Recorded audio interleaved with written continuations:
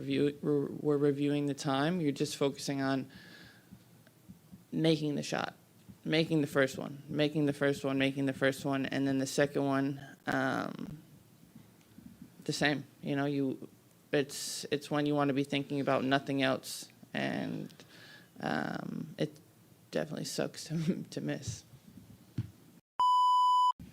Stewie, obviously it was not the outcome you guys wanted. Yep. How do you regroup for game two with so many emotions, I'm guessing, for that game when you were up a lot, down, came back, all that stuff that went on in the last 5 minutes?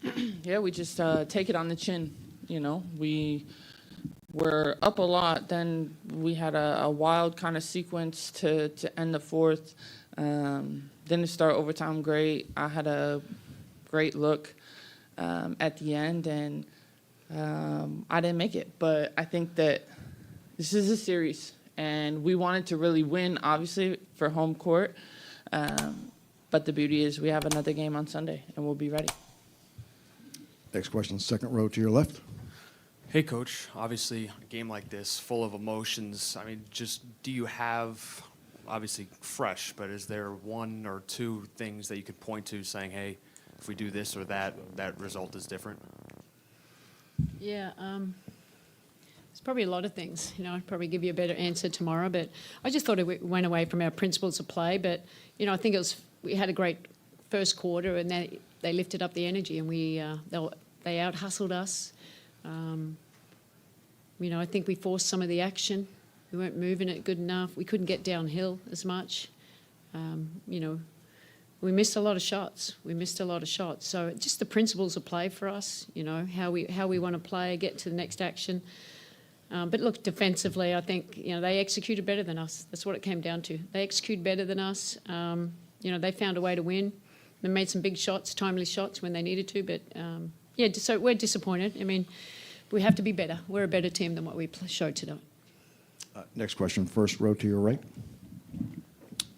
Stewie, for you, Jonquel had a double-double in this game, and there's been a stat about whenever she is a double-double, you guys win. I guess I'm just curious why you thought you weren't able to get it done with the performance that she had, and how do you all, you know, I guess help her better in game two? I mean, I think it's pretty clear, like, JJ had an amazing game, and the way that she was aggressive from start to finish is exactly what we need. I think that, you know, we got a lot of looks, like 90 shots is a lot, and we missed them. And I think that, you know, just coming out and understanding the game plan a little bit better, and always being on our front foot, I felt like, you know, there was just a few situations, time and score towards the end of the game that really hurt us. But, I mean, collectively, there's a lot of things that you could kind of look at and be like, well, this is one of the reasons why we lost. Next question to your right, second row. First row, rather. Hello, sorry to go your way tonight. Coach, my question will be for you. It's a two-part question. What was your message to the team in the locker room after a game like that? And the issues over the final 5 minutes of the game, do you think it's something that Minnesota did differently, or are these fixable issues all on your end? Yeah, look, I think they took us out of what we wanted to run. They were really aggressive. They're blowing up stuff. We can get clear passes. You felt we tried to go downhill, and then they'd stunt and get back, and we just got a little bit stagnant. And then we had some, obviously, I thought we were slow. We were trying to run. We're up, so you're trying to move the ball, but then we'll slow in our speed, execution speed, and then it was making it easy for them. And then they made plays, you know. They made plays down the other end, obviously, you know, we contested it. We give them a 4-point play. I mean, those things, they can break your back, and they did. And we had our opportunities to win, and we didn't finish it. So obviously, you know, we're disappointed. So we have to go back to work. We have to freshen up. We have to look about how can we be better. And it's really just principles of play, things that we've been great at all season long. We have to just refocus on them. Next question, second row all the way to the right. Over here. Hey, Stewie. I guess, you know, as you replay the end of this game, what play maybe is more frustrating or disappointing? I mean, the missed free throw at the end of regulation, or what happened on that final shot in overtime?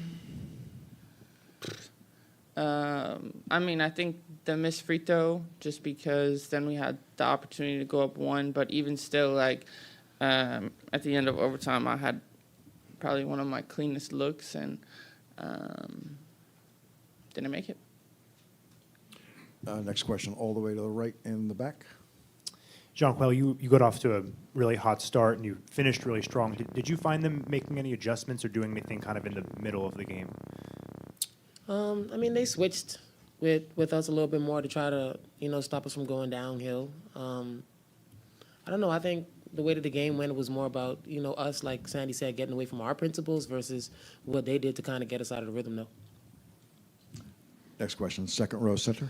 Sandy, Sabrina had kind of a little bit of a tough game tonight. What was so difficult about the way they were guarding her, and how do you guys think you can open her up or get her going more for game 2? Yeah, look, I think they were throwing different coverages at her, with the switching and, she was trying to go probably a little bit too much one-on-one early. We've just got to move the ball. We've got to trust that the ball will come back to her in that regard and exploit it.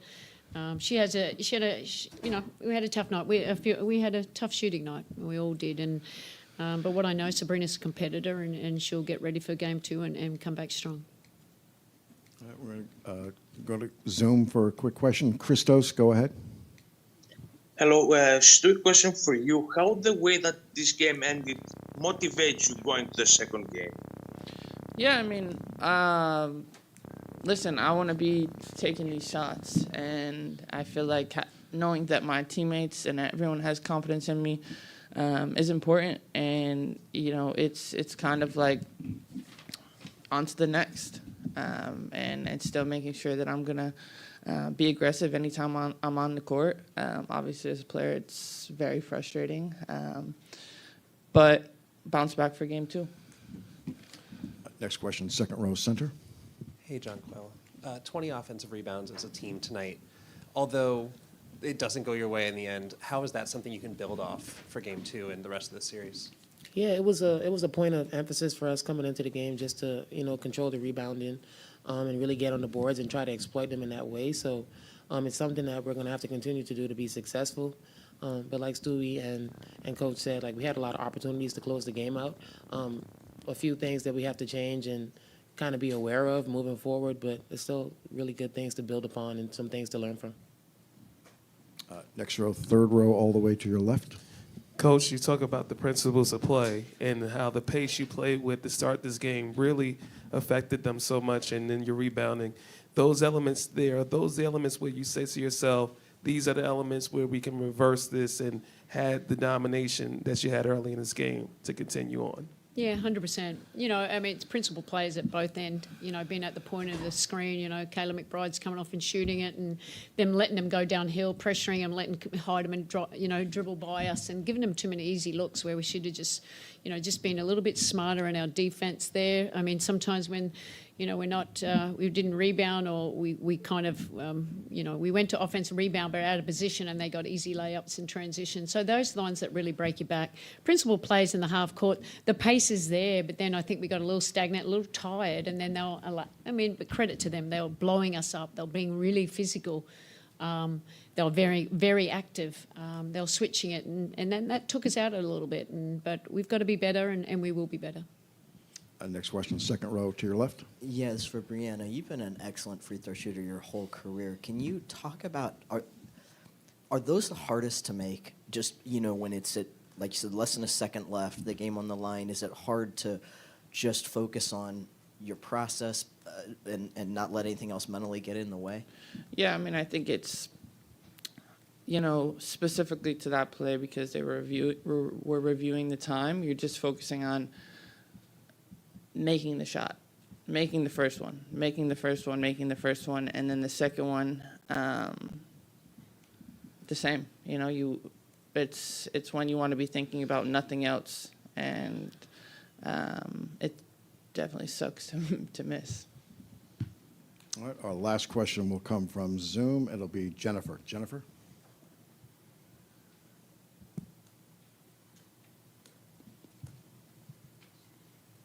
All right, last one will be Nikias. Jennifer Partee from Let's Talk Women in Basketball.